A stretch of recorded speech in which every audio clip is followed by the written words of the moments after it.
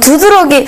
이게 아무 이유 없이 피부가 빨갛게 부어오르고 심한 가려움증 때문에 이 두드러기로 고생하는 분들이 참 많은데요. 예. 그렇다면 이 두드러기 왜 발생을 하는 건가요? 예, 이 팔이나 네. 다리 또는 복부, 입술 주위, 전신에 걸쳐서 이 피부가 빨갛게 혹은 하얗게 이렇게 변화되면서 아주 심한 가려움증을 호소하고 네. 그렇게 부풀어 오르는 팽진 현상이라고 이야기하는데요. 그런 현상이 나타나는 것을 우리가 두드러기 증상이다 이렇게 이야기를 하죠. 네. 그럼 두드러기 증상이 나타나면 가려움증 때문에 굉장히 고통을 많이 맞아요. 호소하고 잠을 자지 못하고 막 박박 긁으면서 네. 이렇게 잠을 못 이루는 이런 경우도 발생합니다. 또 어떤 분들 같은 경우에는 이 피부에 물체가 이렇게 접촉을 한다거나 네. 또는 살짝 긁히기만 하여도 이 긁힌 주변으로 붉게 올라오면서 가려움증을 호소하는 그런 경우도 있죠. 이러한 두드러기 증상은 아주 흔한 피부 질환으로 네. 전 인구의 약 20% 정도에서 일생에 한 번 정도는 이 두드러기를 경험한다 이렇게 나와 있고요. 네. 국내 보고에 의하면 이 피부과 외래 환자 중에서 약 6% 정도가 두드러기 환자고 그 중에서 20대에서 40대가 약 50% 정도를 차지한다 이렇게 보고되어 있습니다. 그러니까 상당히 많은 분들이 이 두드러기 증상으로 고생을 하고 있다는 걸 알 수 있습니다. 그런데 이처럼 이제 많은 분들이 두드러기 증상으로 고통을 겪고 있음에도 불구하고 사실 현재까지 과학적으로나 네. 또는 의학적으로 두드러기가 왜 발생하고 두드러기 원인의 근본 원인이 무엇인가에 대해서는 사실은 명확히 밝혀진 것은 없습니다. 그렇군요. 아니, 정말 꽤 많은 분들이 두드러기 때문에 고생을 하고 있는데, 네. 사실 두드러기가 생기면 저희는 이제 병원에 가서 이제 주사를 맞거나 약을 바르거나 이런 정도면 이제 치료가 된다 이렇게 생각을 했는데, 네. 과학적인 걸로 봤을 때도 그렇고, 이 두드러기의 원인이 명확히 밝혀진 게 없다는 건 조금 의아한 사실이네요. 네, 그렇죠. 네, 이제 두드러기에 대해서 이제 설명한 이 서양의학의 내용을 보면, 곤충으로부터 물린다거나 네. 또는 뭐 음식물의 알레르기 또는 약물이나 감염 또는 기계적 자극 또는 물리적 자극 이런 것들은 여러 가지 원인에 의해서 우리 몸에 있는 비만세포나 호염기구에서 이 화학적인 물질들이 유리가 되고 이 매개된 유리된 물질들에 의해서 미세혈관에 작용이 돼서 미세혈관이 확장하고 그다음에 투과성을 증가시켜서 이 혈관으로부터 단백질이 풍부한 이 삼출액이 지금 피부 밑에 진피 조직으로 새어나와서 발생하는 것이다. 이런 식으로 이렇게 정의가 되어 있습니다. 네. 그런데 이 설명 중에서 말씀하신 지금 읽은 것 중에서 곤충 자상이나 네. 음식물 알레르기 또는 약물, 감염, 뭐 기계적, 물리적 자극 이런 것들은 원인이라기보다는 우리 몸의 두드러기 증상을 유발하는 유발 원인이라고 말씀드릴 수 있겠죠. 그러고 이러한 유발 요인이 정작 어떻게 우리 몸에 작용을 해서 네. 어떤 사람에게는 두드러기 증상이 나타나고 네, 맞아요. 이런 증상이 있음에도 불구하고 어떤 사람에게는 두드러기 증상이 나타나지 않는가 혹은 어떤 경우에는 아주 심각하게 두드러기 증상이 네. 나타나고 어떤 경우에는 가볍게 발진이 나고 사라지는가 이런 것들에 대해서는 아직까지 명확하게 규명되어 있지는 않습니다. 그렇군요.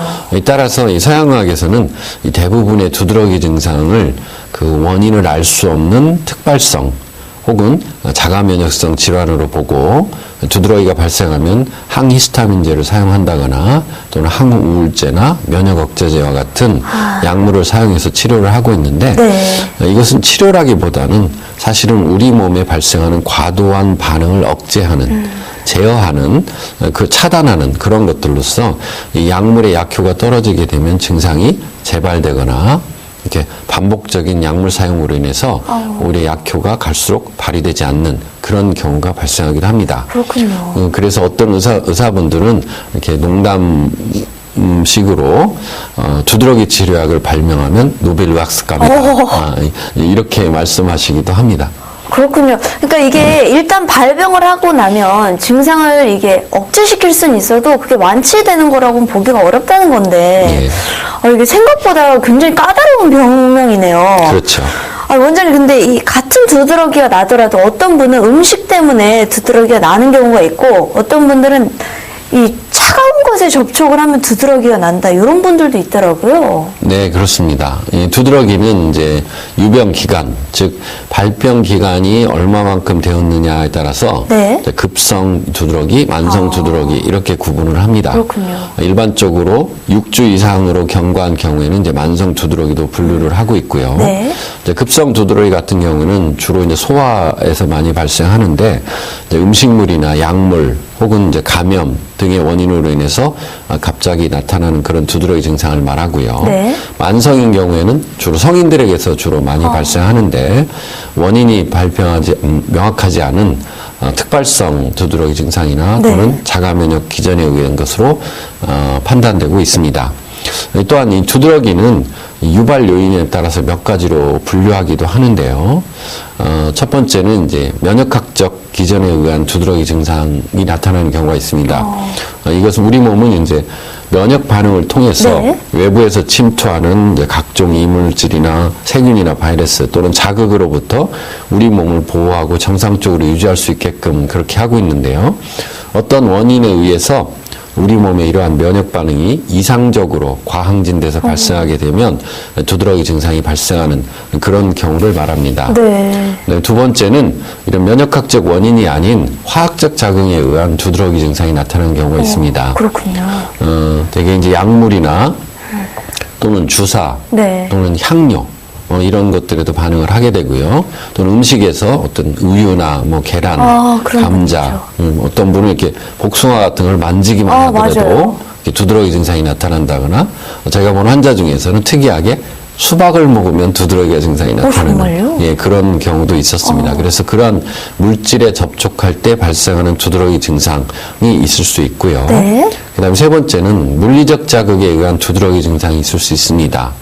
아까 앞서 말씀드린 것처럼 아주 가벼운 접촉 자극이나 네. 긁히는 증상으로 인해서도 이렇게 붉게 올라오는 이런 걸 이제 피부 묘기증이다 이렇게 이야기를 하는데요. 그렇게 나타나는 두드러기 증상이 있는가 하면 그다음에 추운 곳이나 차가운 곳, 네. 차가운 물체에 접촉한 것처럼 어떤 차가운 자극이 있고 난 후에 이게 따뜻한 더운 곳으로 옮겨갈 때 두드러기 증상이 급격하게 나타나는 한냉성 두드러기 증상도 있고요. 네.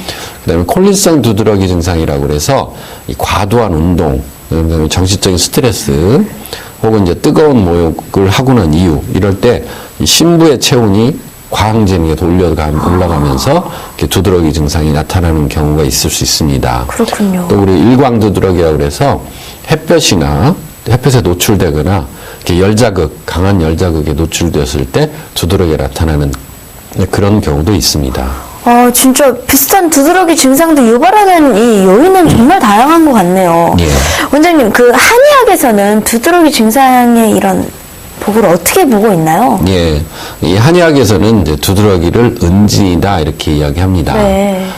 우리 동의보감에 보면 피부지간에 은은하게 퍼져서 존재하기 때문에 은진이다 이렇게 이야기한다 말하고 있고요. 또 일단 발생하면 참을 수 없을 정도로 가려움증이 심하고 그다음에 발진은 붉은색으로 피부의 표부에 은은하게 발생하며 통증은 없고 가려움증이 굉장히 심하기 때문에 은진이라 부르다 또 이렇게도 이야기하고 있습니다. 또한 은진에는 적색과 백색 즉 붉게 나타나는 것과 하얗게 나타나는 것 이렇게 두 가지 종류가 있다 이렇게 분류를 하고 있고요. 네. 이 붉게 나타나는 적진은 우리가 양에 속하고 하얗게 나타나는 백진은 음에 속한다 이렇게 분류를 하고 있습니다. 그렇군요. 그래서 적진 즉 붉게 나타나는 것은 나타나는 두드러기 증상은 우리 몸을 시원하게 하고 차갑게 하면 가라앉고 그다음에 백진 하얗게 나타나는 두드러기 증상은 우리 몸을 좀 따뜻하게 하면 없어질 것이다 라고 해서 이 두드러기 치료에 있어서 기본 원칙을 제시를 하고 있습니다. 그렇군요. 한의학에서는 이런 원칙에 입각해서 침이나 뜸, 한약, 약침과 같은 여러 가지 치료법들을 사용하는데요. 네. 그 중에서 두드러기는 주로 한약을 주로 해서 치료를 하고 있습니다. 즉 환자가 평소 가지고 있는 체질을 분류하고 그 그 증상이 음에 속하는가 양에 속하는가 또는 한냉성 두드러기인가 콜린성 두드러기인가 또는 접촉성 두드러기인지 아니면 자가면역성 두드러기인지 이런 것들을 분류해서 개개인의 가장 적합한 한약 처방을 처방해서 치료하게 되죠. 네. 그래서 서양학적 분류에 따른 음식물이나 어떤 특정 항원, 약물에 의한 어떤 자가면역적인 원인에 의한 두드러기 증상인 경우에는 일반적으로 한의학적으로는 이제 소화관의 문제, 즉 위장관의 움직임이 저하된다거나 네. 소화력이 저하돼서 위장관의 음식물 찌꺼기, 즉 한의학적으로 이제 담음이라고 하는 이런 것들이 쌓여서 발생하는 원인을 그렇게 규명하고 있고요. 네. 그래서 이런 경우에는 우리가 이진탕 계열의 한약 처방을 활용해서 치료를 하게 되고요. 그다음에 이제 열자극에 의한 또는 어떤 아까 말씀드린 과도한 운동이나 심부의 체온이 축적되어서 발생하는 콜린성 두드러기나 피부 묘기증 이런 것 같은 경우는 피부에서 열의 발산과 조절이 잘 되지 못해서 피부에 열이 적치돼서 발생하는 경우로 피부에 열을 내려주는 방풍통성상이나 청기상 같은 그런 처방을 주로 사용해서 치료를 하고 있습니다. 그렇군요. 또 차가운 곳에 접촉할 때 나타나는 한냉성 두드러기 같은 경우는 피부에 혈액 공급을 충분하게 시켜줄 수 있는 이제 계지탕 계열의 그런 처방들을 활용해서 치료를 하고 있죠. 아, 그렇군요.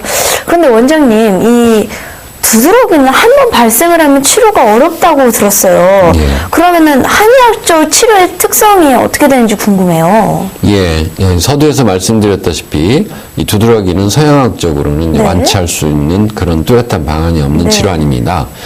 그래서 일반적으로는 두드러기에 사용하는 이제 약물이나 주사 같은 경우에는 대증요법, 즉 증상을 완화시키는 범주의 치료법이다 이렇게 말씀드릴 수 있습니다. 네. 이제 가장 대표적인 것이 서양학에 사용하는 것이 이제 항히스타민제로 이제 히스타민의 과다 분비로 인한 염증 반응을 억제하고 차단시키기 위해서 히스타민의 작용을 차단하는 그런 약물로 치료를 하게 되는데 이런 약물로 치료를 하게 되면 아주 빠른 시간 안에 두드러기 증상을 완화시키는, 진정시키는 그런 작용을 하긴 합니다만은 두드러기 증상을 완치시키지는 못합니다. 이제 반면에 이 한약을 통한 두드러기 치료는 이 항히스타민제제를 복용하는 것과 같이 신속하게 빠른 시간에 두드러기 증상을 진정시키는 그런 네. 작용을 발휘하지는 못하지만 우리 몸에 쌓여있는 위장관의 어떤 노폐물을 제거한다거나 또는 위장관의 기능을 정상화시킨다거나 또는 피부의 기능을 활성화시켜서 피부의 온도 변화나 어떤 외부의 자극에 대한 반응을 정상화시켜서 두드러기 증상을 보다 근본적으로 치료하는 그런 특징이 있습니다. 그렇겠네요. 아, 이제 제일 궁금한 게 남았어요. 네. 원장님, 이게 두드러기가 잘 치료된 사례가 있다면 좀 소개 부탁드릴게요. 예, 뭐 여러 가지 케이스가 있습니다. 네. 콜린성 두드러기, 한냉성 두드러기, 그다음에 피부 묘기증 뭐 이런 다양한 질환에 대한 치료 케이스들이 있는데 이제 그 중에서 시간 관계상 한 분만 말씀드리면 36세 남성분이었는데요. 이분은 운동을 굉장히 좋아하시는 분이었습니다. 그래서 어느 날 갑자기 이제 굉장히 운동을 자주 하고 또 좀 과격하게 그렇게 운동을 하는데 네. 그렇게 땀을 흘리고 운동하고 난 후부터 갑자기 두드러기 증상이 발생해서 발진과 가려움증으로 굉장히 고생을 하고 있었습니다. 네. 운동을 하고 나면 운동을 하고 땀을 낼 때마다 두드러기 증상이 굉장히 심하게 발생해서 그렇게 좋아하던 운동을 이제 포기해야 될 그런 상황까지 이르렀었죠. 그래서 서양학적인 치료를 해서 이제 콜린성 두드러기 진단을 받고서 양약을 복용해서 진정시키고 또 그렇게 생활을 하면서 또 운동도 하고 또 발생하면 또 양약을 복용 진정시키고 이런 방식으로 생활을 하다가 도저히 더 이상은 진전이 안 되니까 이제 저에게 치료를 받으러 와서 약 3개월 정도 이 콜린성 두드러기 증상을 완화시킬 수 있는 그런 한약 처방을 복용해서 완치가 된 그런 케이스가 있습니다. 이분 같은 경우는 이제 운동을 워낙 좋아하시다 보니까 두드러기뿐만 아니라 뭐 어깨도 아프고 허리도 아프고 이런 경우들이 많아서 자주 저희 한의원에 와서 침 치료를 다른 치료를 받고 계신데 현재까지도 그 이후에는 두드러기 증상은 전혀 나타나지 않는 그렇게 보고되고 있습니다. 정말 다행이네요. 미니 강의 오늘은 두드러기에 대해서 알아봤습니다. 두드러기로 고생 중인 분들에게 많은 도움이 됐을 것 같은데요.